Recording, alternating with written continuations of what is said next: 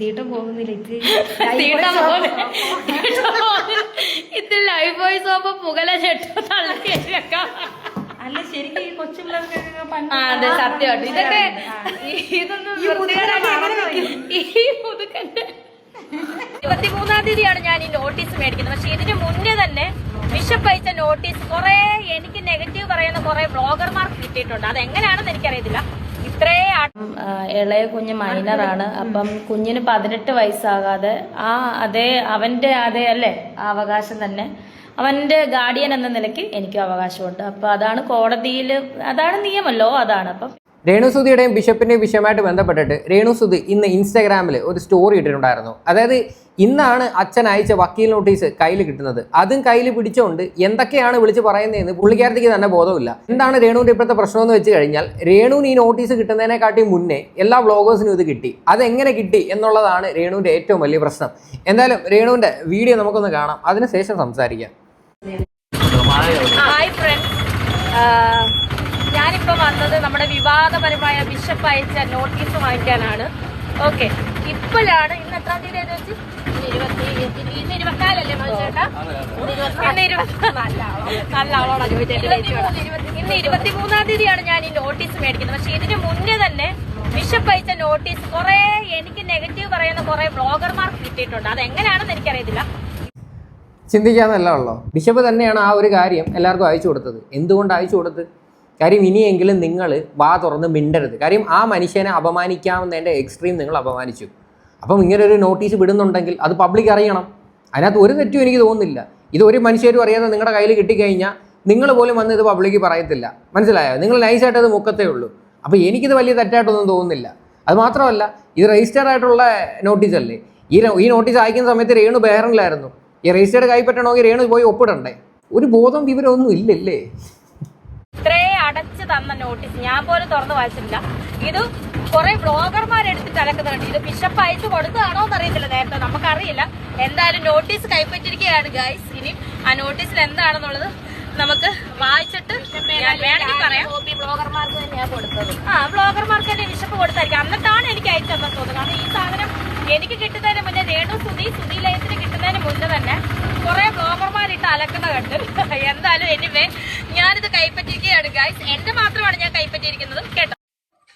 അതെ, KHDC ഫിറോസിക്ക, ഞാൻ നിങ്ങളെ ഫിറോസിക്ക എന്ന് മാത്രമേ വിളിച്ചിട്ടുള്ളൂ, അല്ലെങ്കിൽ ഫിറോസ് എന്ന് മാത്രമേ വിളിച്ചിട്ടുള്ളൂ. താങ്കളുടെ കഴിഞ്ഞ ദിവസം ഒരു വീഡിയോ കണ്ടല്ലോ, എന്റെ അപ്പനെ എന്നെ നാറി ചെറ്റയെന്നൊക്കെ വിളിക്കാൻ നാണമുണ്ടോ തനിക്ക് എപ്പോഴാണ് ഞാൻ നാറിയും ചെറ്റ ആയത്? ഓർമ്മയുണ്ടോന്നറിയില്ല. നമ്മൾ തമ്മിൽ ഈ പ്രശ്നം ഉണ്ടാകുന്നതിന് മുന്നേ നല്ല രീതിയിൽ സൗഹൃദത്തിൽ മെസ്സേജ് അയക്കാറുള്ളവരല്ലേ. ഇക്ക മറന്നാലും രേണുസുതി ആ മെസ്സേജ് ഒന്നും മറക്കത്തില്ല. ഞാനും അയച്ചിട്ടുണ്ട് ഇക്കാക്ക്. രേണുവിന്റെ പ്രശ്നം എന്താണെന്ന് നിങ്ങൾക്ക് മനസ്സിലായല്ലോ. വ്ളോഗേഴ്സിന് ഈ ഒരു നോട്ടീസ് എങ്ങനെ കിട്ടി? അതും പോരാത്തതിന് KHDC ഫിറോസിന് അഗെയിൻസ്റ്റും വന്ന് സംസാരിച്ചിട്ടുണ്ട്. രേണു ഇവിടെ മനസ്സിലാക്കേണ്ട ഒരു കാര്യമുണ്ട്. എന്തുകൊണ്ടാണ് ആൾക്കാരെല്ലാവരും നിങ്ങളെ കുറ്റം പറയണത്? അതിനെപ്പറ്റി നിങ്ങളൊന്ന് ചിന്തിക്കുക. നിങ്ങൾ ചെയ്യുന്ന പ്രവൃത്തി അങ്ങനെയുള്ളതാണ്. അതുകൊണ്ടാണ് എല്ലാവരും നിങ്ങൾക്ക് എഗെയിൻസ്റ്റ് ആയിട്ട് നിൽക്കുന്നത്. നിങ്ങളെ സപ്പോർട്ട് ചെയ്യുന്ന കുറേ അന്ധത ബാധിച്ച ആൾക്കാരല്ലാതെ ഏതെങ്കിലും ഒരു വ്യക്തികൾ നിങ്ങളെ സപ്പോർട്ട് ചെയ്യുമോ? നിങ്ങൾ സോഷ്യൽ മീഡിയയിൽ കിടന്ന് കാട്ടിക്കൂട്ടുന്ന പരിപാടികൾ കണ്ടാൽ ഒരു മനുഷ്യരും നിങ്ങളെ സപ്പോർട്ട് ചെയ്യത്തില്ല. ആ ബിഷപ്പിനെ കൊണ്ട് ഇങ്ങനെ ചെയ്യിപ്പിച്ചത് നിങ്ങളും നിങ്ങളുടെ കൂട്ടുകാരിയാണ്. കൂട്ടുകാരിയുടെ വിഷയങ്ങളിലോട്ടൊക്കെ വരാം. ഒരു ഭയങ്കര സംഭവം ഇന്ന് നടന്നിട്ടുണ്ട്, അത് ഞാൻ പറയാം. പിന്നെ രേണുവിനൊരു തോന്നൽ കാണുമായിരിക്കും, ഈ നോട്ടീസിനകത്ത് ഒന്നുമില്ല, വേണം ഇതങ്ങ് വലിച്ചു കീറി കളയാം, ഇത് വെറുതെ പേടിപ്പിക്കാൻ വേണ്ടി ചെയ്തതായിരിക്കും എന്നൊക്കെ ഒരു ചിന്ത കാണുമായിരിക്കും. പക്ഷേ നിങ്ങൾ മനസ്സിലായിക്കോണം, അച്ഛൻ ഏത് നിമിഷം വേണമെങ്കിലും കേസ് പോകാൻ പറ്റും. നിങ്ങൾ പിന്നെ സോഷ്യൽ മീഡിയയിൽ വന്നിട്ട് ആ മനുഷ്യനെ അപമാനിക്കാനായിട്ട് ശ്രമിച്ചു കഴിഞ്ഞാൽ തീർച്ചയായിട്ടും ആ മനുഷ്യൻ കേസിന് പോയിരിക്കും. അതിനകത്ത് യാതൊരു സംശയവുമില്ല. അതുകൊണ്ട് കൂട്ടുകാരും രേണുവൊക്കെ അടങ്ങിയിരിക്കുന്നതായിരിക്കും ഏറ്റവും വൃത്തി. പിന്നെ KHDC ഫിറോസിൻ്റെ ഒരു കേസിനകത്തോട്ട് വന്നു കഴിഞ്ഞാൽ, ഫിറോസ് ശരിക്കും പറഞ്ഞു കഴിഞ്ഞാൽ നിങ്ങൾ സപ്പോർട്ട് ചെയ്തുകൊണ്ടായിരുന്നു ഫേസ്ബുക്കിൽ ഒരു പോസ്റ്റ് ഇട്ടിട്ടുണ്ടായിരുന്നത്. ആ പോസ്റ്റ് കണ്ടോന്ന് എനിക്കറിയത്തില്ല. പിന്നെ എന്തിൻ്റെ പേരിലാണ് ഫിറോസൊക്കെ വന്ന് ചീത്ത വിളിക്കുന്നത് എനിക്ക് പിടികിട്ടുന്നില്ല. പിന്നെ തങ്കച്ചനെതിരെയൊക്കെ ഫിറോസൊക്കെ സംസാരിച്ചിട്ടുണ്ടെങ്കിൽ പുള്ളി അത് ഡിസേർവിംഗ് ആണ്. ഈ തങ്കച്ചൻ്റെ പഴയ ഒരു ഇൻ്റർവ്യൂ ഉണ്ട്, അതിനകത്ത് തങ്കച്ചൻ പറഞ്ഞ ഡയലോഗ് ഉണ്ട്, ഞാൻ ഈ വീട് പണിയുന്ന സമയത്ത് ഞാൻ ഇവരുടെ കൂടെ തന്നെയായിരുന്നു നിന്നത്, വളരെ നല്ല ക്വാളിറ്റിയുള്ള സാധനങ്ങളൊക്കെ ഇട്ടായിരുന്നു വീട് പണിഞ്ഞത്. പിന്നെ കുറേ നാളുകൾ കഴിഞ്ഞ് ഈ ഒരു പ്രശ്നമായപ്പോഴത്തേക്ക് ഒട്ടും ക്വാളിറ്റി ഇല്ലാത്ത സാധനങ്ങൾ വെച്ചാണ് ഈ വീട് പണിഞ്ഞേക്കുന്നത് എന്നുള്ള രീതിയിലാണ് തങ്കച്ചൻ വന്ന് പറഞ്ഞത്. ഇതുപോലെ നിലപാടില്ലാത്ത ആൾക്കാരെയൊക്കെ അങ്ങനെ ചീത്ത വിളിച്ചിട്ടുണ്ടെങ്കിൽ ഒരു തെറ്റും ഞാനിവിടെ പറയത്തില്ല. കാര്യം ആ മനുഷ്യൻ്റെ പോക്കറ്റിൽ നിന്ന് വരെ ഈ ഒരു വീട് പണിയാൻ കാശെടുത്ത് ചിലവാക്കിയിട്ടുണ്ട്. ഉള്ള കാര്യം പറയാമല്ലോ. എനിക്ക് അയച്ചിട്ടുണ്ട്. നമ്മൾ തമ്മിൽ നല്ല സൗഹൃദത്തിലായിരുന്നു. ഇപ്പോഴല്ലേ എനിക്ക് എന്നെ നാറി ചെറ്റയാക്കി എന്റെ തന്തയും ഞാനും നാറിയും ചെറ്റയായത്. നാണം ഉണ്ടോ തനിക്ക്? ഇനി മേലെ എന്നെ നാറി ചെറ്റെന്ന് വിളിച്ചുകൊണ്ട് വന്നേക്കരുത്. ഞാൻ തന്നെ വിളിക്കാത്തത്, ഞാൻ ഇക്കാന്ന് മാത്രമേ ഇന്നും വിളിക്കുന്നുള്ളൂ. വിളിക്കാത്തത് എന്റെ സംസ്കാരം, മനസ്സിലായോ?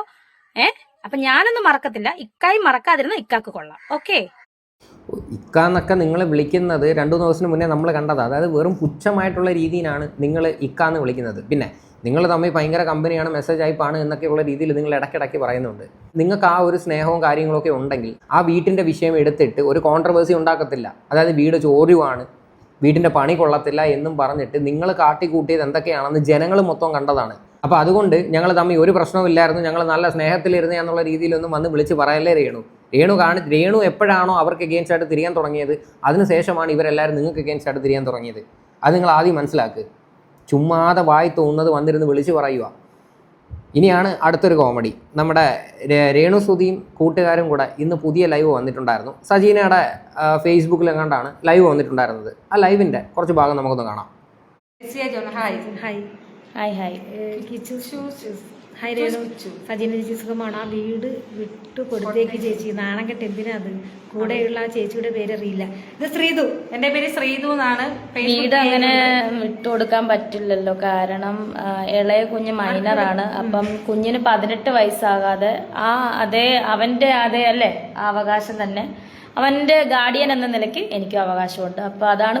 ഇങ്ങനെയൊന്നും അല്ലായിരുന്നല്ലോ പറഞ്ഞത്. ആ വീട് എൻ്റെ പേരിലൊന്നും അല്ല, അതിൻ്റെ വീടിൻ്റെ പ്രമാണം എടുത്ത് നോക്ക്. എല്ലാവരും കൂടെ രേണു സുധിക്ക് 8ന്റെ പണി കിട്ടിയെന്ന് എല്ലാവരും എന്തിനാണ് വിളിച്ച് പറയുന്നത്? അങ്ങനെ പറഞ്ഞ വ്യക്തിയല്ലേ ഈ രേണു. ഇപ്പോൾ ഇവർക്ക് സത്യം പറഞ്ഞ നാണമില്ല ഇപ്പോൾ ഇങ്ങനെ പറയാൻ. ഞാൻ ഒരു കാരണവശാലും വീട് വിട്ട് കൊടുക്കത്തില്ല, ആ കൊച്ചിൻ്റെ ഗാർഡിയൻ എന്നുള്ള നിലയ്ക്ക് ഞാൻ ഇവിടെ നിന്ന് ഇറങ്ങിപ്പോകേണ്ട ആവശ്യമില്ല എന്നൊക്കെയാണ് രേണു പറയുന്നത്. രേണുവിന് പണി കിട്ടുമെന്ന് നല്ല രീതിയിൽ മനസ്സിലായി. അതുകൊണ്ടാണ് രേണു ഇപ്പം നൈസായിട്ട് കാല് മാറിയത്. കോടതിയിൽ അതാണ് നിയമമല്ലോ, അതാണ്. അപ്പം പിന്നെ അത് ഇങ്ങനെ വിട്ടുകൊടുക്കാൻ പറ്റത്തില്ലല്ലോ. അതുകൊണ്ടാണ്. ഇനി 18 വയസ്സായി കഴിഞ്ഞ് മോൻ പറയാം അമ്മ ഈ വീട്ടിൽ നിന്ന് ഇറങ്ങിപ്പോകാൻ പറഞ്ഞ് ഇറങ്ങിപ്പോകാം. അതുവരെ എന്തായാലും കുഞ്ഞിന്റെ അധികാരം എനിക്കുമുണ്ട്. അത് നിയമം അങ്ങനെയാണ്. നിങ്ങൾ എവിടെ വേണേലും ഏത് കോടതിയിലോ ഏത് വക്കീലിനെ കൊണ്ട് നിങ്ങൾ അന്വേഷിച്ച് നോക്കിക്കോ. ഈ 18 വയസ്സാകപ്പെട്ടവർക്കും ഈ വായും കൊണ്ടാണ് ഇവർ വന്ന് പറഞ്ഞത് ഇവർ വേറെ എങ്ങോട്ടെങ്കിലും വാടകയ്ക്ക് താമസം മാറിയാലോ എന്ന് ആലോചിക്കുവാണ് എന്നൊക്കെയുള്ള രീതിയിൽ. അന്നേരം ഈ പറയുന്ന ഗാർഡിയൻ്റെ അവകാശവും കാര്യങ്ങളും ഒന്നും പറ്റിയിട്ട് നിങ്ങളൊന്നും അന്വേഷിച്ചൊന്നും ഇല്ലായിരുന്നോ? ഇതിൽ നിന്ന് മനസ്സിലാക്കാൻ പറ്റും നിങ്ങളുടെ നിലപാട് എന്താണ് എന്ന്. ഞാൻ പലവട്ടം പറയാനുണ്ട്, രേണുവിൻ്റെ ഏറ്റവും വലിയ ശത്രു എന്ന് പറയുന്നത് രേണുവിൻ്റെ നാക്കാണ്, അല്ല വേറെ ഒന്നും അല്ല. രേണു വായി തോന്നുന്നത് വന്നിരുന്ന് സോഷ്യൽ മീഡിയയിൽ ഓരോന്ന് വിളിച്ച് പറയും. പിന്നെയാണ് രേണു അതിൻ്റെയൊക്കെ ആഫ്റ്റർ എഫക്ട്സ് മനസ്സിലാവുന്നത്. ുള്ളവർക്ക് ഒരു വിഷയമില്ല. പക്ഷെ ഈ ബ്ലോഗർമാർക്കാണ് ഏറ്റവും വലിയ വിഷയം. അതാണ് വിറ്റ്. ഇന്ന് വക്കീൽ നോട്ടീസ് ഇന്നാണ് രേണു സുധി കൈപ്പറ്റിയത്. അതിന് മുന്നേ തന്നെ ഇത് പബ്ലിഷായി. അതാണ് അതിന്റെ കാര്യം. ചാലക്കുടി ഇന്ന് നൈറ്റ് എത്തും, വെളുപ്പിനെ എത്തും. ഞാൻ ആരാ വന്നിരുന്ന് പറയുന്നത് കണ്ടല്ലേ? സജീന വ്ളോഗ്സ്. സജീന വ്ളോഗ്സിന്റെ പേരിൽ ഓൾറെഡി അച്ഛനെ ഫെയർ ഇട്ടതാണ്. അതും പോരാത്തതിന് ഇന്ന് വലിയൊരു സംഭവം നടന്നിട്ടുണ്ടായിരുന്നു. ആ സംഭവം എന്താണെന്ന് പറയുന്നതിന് മുന്നേ ഞാൻ ഈ ലൈവിൽ തന്നെ ഇവർ പറഞ്ഞ വേറൊരു ഡയലോഗ് ഞാൻ കേൾപ്പിക്കാം. ഇവിടല്ലേ പാവമാണ്, ഞാൻ എപ്പോഴും സപ്പോർട്ട് ചെയ്യും. തീർച്ചയായിട്ടും നിങ്ങളുടെ സപ്പോർട്ട് ഉള്ളതുകൊണ്ട് മാത്രമാണ് നമ്മൾ മുന്നോട്ട് ഇങ്ങനെ പോയിക്കൊണ്ടിരിക്കുന്നത്. പിന്നെ നമ്മുടെ ഭാഗത്തുനിന്ന് ചെറിയ വിട്ടുവീഴ്ചകളും തെറ്റുകളും വന്നിട്ടുണ്ട്. അതൊക്കെ തിരുത്തണമെന്ന് ഭയങ്കര ആഗ്രഹമുണ്ട്. മാനസാന്തരപ്പെടാൻ ഞങ്ങൾ ആഗ്രഹിക്കുന്നുണ്ട്. നമ്മൾ അറിവില്ലാതെ ചെയ്തതാണ്, പറഞ്ഞതാണ് എന്ന് തന്നെ ഞാൻ പറയും. അന്നേരത്തെ ആ ഒരു ഇതിൽ നമുക്ക് അങ്ങനെ എന്തോ സംസാരിക്കേണ്ടി വന്നു. തെറ്റാണെന്ന് ബോധ്യപ്പെട്ട് അത് തിരുത്തുന്നത് നാണക്കേടോ അഭിമാനക്കേടോ പേടിച്ചിട്ടോ ഒന്നുമല്ല. അത് നിങ്ങൾ മനസ്സിലാക്കണം. നമ്മൾ തിരുത്താൻ തയ്യാറാണ്. അത് നമ്മൾ ഇന്ന് അതിന്റെ ഒരു ചെറിയൊരു മുന്നോടിയായിട്ട് മനസ്സിലൊരു സന്തോഷമുണ്ട്. ഇപ്പം ഇന്ന് ഇതുവരെ നടന്ന കാര്യങ്ങളെല്ലാം ഭയങ്കര ഭംഗിയായിട്ട് ഭയങ്കര ഹാപ്പി ആയിട്ടുള്ള കാര്യങ്ങളാണ്. നമ്മളൊരു വീഡിയോ ഇടുന്നുണ്ട്, വിശദമായിട്ടുള്ളൊരു വീഡിയോ ഇടുന്നുണ്ട്. അപ്പോൾ ആ വിശദമായിട്ടുള്ള സംഭവം എന്താണെന്ന് ഞാൻ പറഞ്ഞുതരാം. ഇന്ന് അച്ഛനെ പോയി നേരിട്ട് കണ്ട് എന്നിട്ട് അച്ഛൻ്റെ അടുത്ത് മാപ്പൊക്കെ പറഞ്ഞിട്ടുണ്ട്. എന്തായാലും അത് വളരെ നല്ലൊരു കാര്യമായിട്ട് എനിക്ക് തോന്നി. കാര്യം തെറ്റ് മനസ്സിലാക്കിയിട്ട് പോയി മാപ്പ് പറയണത് വളരെ നന്നായിരിക്കും. പക്ഷെ പിന്നെയും വന്നിരുന്ന് ഇങ്ങനെ മെഴുകരുത്. നിങ്ങൾക്ക് മനസ്സിലായി നിങ്ങളുടെ കയ്യിൽ ഇതിവിടെ അങ്ങും നിൽക്കത്തില്ല, കേസിന് പോയി കഴിഞ്ഞാൽ നിങ്ങളെ കൊണ്ട് താങ്ങാൻ പറ്റില്ല എന്ന് വളരെ വ്യക്തമായിട്ട് നിങ്ങൾക്ക് മനസ്സിലായതിൻ്റെ പേരിലാണ് ഇന്ന് നിങ്ങൾ അച്ഛൻ്റെ വീട്ടിൽ പോയിട്ട് അച്ഛനോട് മാപ്പ് പറഞ്ഞത്. എന്തെല്ലാം ബഹളമായിരുന്നു. അച്ഛൻ്റെ വോയിസ് ഇപ്പം ഞാൻ എടുത്തിടും, ഇപ്പം ഞാൻ പൊട്ടിക്കും, അച്ഛൻ്റെ ഡബിൾ സ്റ്റാൻഡ് ഞാൻ പബ്ലിക്കിൻ്റെ മുന്നിൽ കാണിക്കും. ഇപ്പം എന്തോ പറ്റി അവിടെ പോയി മാപ്പ് പറയാനായിട്ട്? ഇവരൊക്കെ ഇത്രയേ ഉള്ളൂ. ഇനിയെങ്കിലും നിങ്ങൾ അത് മനസ്സിലാക്കിയോ? ഇപ്പോഴും രേണുവിനെ സപ്പോർട്ട് ചെയ്തുകൊണ്ട് നടക്കുന്ന ആൾക്കാരും ഈ അച്ഛനെ കുറ്റം പറഞ്ഞുകൊണ്ട് നടക്കുന്ന ആൾക്കാരും ഇതൊക്കെ ഒന്ന് മനസ്സിലാക്കിയാൽ വളരെ നന്നായിരിക്കും. ഇനി അടുത്ത മാപ്പ് വീഡിയോ ആയിട്ട് വരുന്നുണ്ട് കേട്ടോ. പബ്ലിക്കായിട്ട് ഇനി ഒരു വീഡിയോ കൂടെ ചെയ്യും. ഇവർ രണ്ടുപേരും ഉണ്ടായിരുന്നു. അപ്പുറത്തിരിക്കുന്ന ആ ഒരു പെൺകുട്ടിയുടെ പേര് ശ്രീതു എന്നങ്ങാണ്ടാണെന്ന് തോന്നുന്നു. ഇവർ രണ്ടുപേരും കൂടെ ആണ് അച്ഛനെ വീട്ടിൽ ചെന്നിട്ട് അച്ഛനെ കണ്ട് മാപ്പൊക്കെ പറഞ്ഞിരിക്കുന്നത്. എന്തായാലും രണ്ടുപേരും കൂടെ ഒരുമിച്ച് ആ മാപ്പ് വീഡിയോ ആയിട്ട് താമസിക്കാതെ വരും എന്നാണ് എൻ്റെ ഒരു വിശ്വാസം. എന്തായാലും രേണുവിന് ഇതിനെ പറ്റിയിട്ട് വല്ലതും പറയാനുണ്ടോ? നിങ്ങളുടെ കൂട്ടുകാരികൾക്ക് തന്നെ മനസ്സിലായി അവരുടെ തെറ്റെന്താണെന്ന്. ഇനിയെങ്കിലും നിങ്ങൾ നിങ്ങളുടെ തെറ്റ് തിരുത്താനായിട്ട് നോക്കിക്കോ. കഴിഞ്ഞ ദിവസവും നിങ്ങൾ ഈ ബിഷപ്പിൻ്റെ പേരും പറഞ്ഞിട്ട് നിങ്ങൾ എന്തോ കളിയാക്കി സംസാരിക്കുന്നുണ്ടായിരുന്നു. ബിഷപ്പല്ല, ബിഷപ്പിനെ പറ്റിയിട്ടാണ് ഞാൻ പറഞ്ഞത്. നിങ്ങൾ കംപ്ലീറ്റ്ലി ആ ഒരു മനുഷ്യനെ സമൂഹത്തിൻ്റെ മുന്നിൽ ആക്ഷേപിക്കുവാണ്. നിങ്ങളുടെ കൂട്ടുകാർക്ക് മനസ്സിലായി അവരുടെ തെറ്റെന്താണ്. പക്ഷേ ഈ നിമിഷം വരെ നിങ്ങൾ മനസ്സിലാക്കിയിട്ടില്ല നിങ്ങൾ ചെയ്ത തെറ്റെന്തൊക്കെയാണ്. അപ്പോൾ അതുകൊണ്ട് സ്വന്തമായിട്ട് തെറ്റുകളൊക്കെ മനസ്സിലാക്കി ഒന്ന് നന്നാവുന്നത് വളരെ നന്നായിരിക്കും. ഇനി രേണു കഴിഞ്ഞ ദിവസം ഈ സംസ്കാരത്തെ പറ്റിയിട്ടൊക്കെ വന്നിരുന്ന ഡയലോഗ് അടിച്ചിട്ടുണ്ടായിരുന്നു. ഈ സംസ്കാരമില്ലാത്ത ആൾക്കാരോട് രേണു പോയി സംസാരിക്കത്തില്ല എന്നൊക്കെയുള്ള രീതിയിൽ ലൈവിൽ എങ്ങാണ്ട് വന്നപ്പം ഒരു ഡയലോഗ് പറഞ്ഞിട്ടുണ്ടായിരുന്നു. രേണുവിൻ്റെ സംസ്കാരം എന്താണ് എന്ന് ഞാനിവിടെ സൈഡിൽ ഒരു വീഡിയോ കാണിക്കാം. തീട്ടം പോകുന്നില്ല ഇത് ലൈഫ് വോയിസ് ആവുമ്പോ പുകല ചെട്ടോ തള്ളി അല്ല ശരിക്കും ഈ കൊച്ചു പിള്ളേർക്കൊക്കെ പണ്ട് അതെ സത്യമായിട്ട് ഇതൊക്കെ ഇതൊന്നും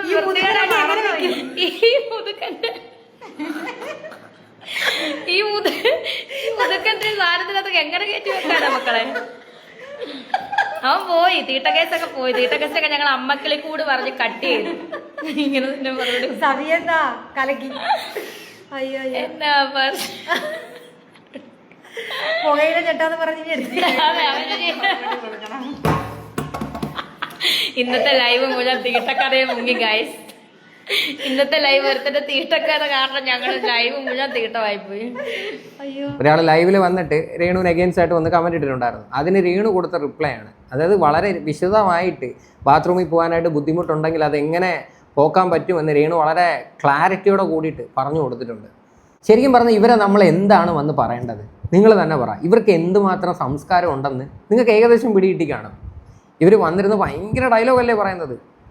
നാണം കെട്ടവന്മാർ, വിദ്യാഭ്യാസം ഇല്ലാത്തവന്മാർ, സംസ്കാരം ഇല്ലാത്തവന്മാർ, എന്തോ എയർപോർട്ട് കാണാത്ത ആൾക്കാർ, എന്തെല്ലാം ഡയലോഗാണ് പറഞ്ഞത്. മോളുടെ സംസ്കാരം എന്താണെന്ന് ഇതിനകത്തുനിന്നുണ്ട്, നിങ്ങളുടെ കൾച്ചർ എന്താണ് എന്ന്. അതുകൊണ്ട് ആദ്യമേ സ്വന്തമായിട്ട് നന്നാവും, എന്നിട്ട് ബാക്കിയുള്ളവരെ നന്നാക്കാൻ പാ. ഇതിക്കുള്ളിൽ ഞാനൊന്നും പറയുന്നില്ല. ബാക്കി നിങ്ങൾ കമൻറ്റ് ഇട്ടാൽ മതി. എന്തായാലും ശരിയെങ്കിൽ